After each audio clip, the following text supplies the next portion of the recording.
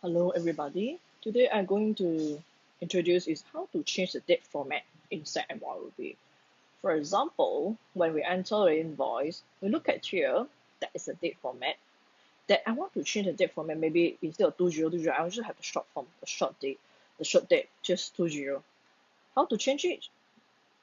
Go to your date at the toolbar there. Actually, you right click. For Windows 10, you just right click and adjust date and time and click date, time, and regional formatting, you are able to change your date format at here. Change data format. And you can see the short date you can change to this. Okay, it will become 20.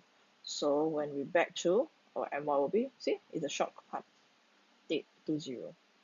Of course, you can change back anytime. Just click right click, adjust date and time, and go to date, time, regional formatting, and change data format and change the short date to the longer one. Don't change to the with the wording one because MOV cannot appear the words. It will become have a column. It's a space at there.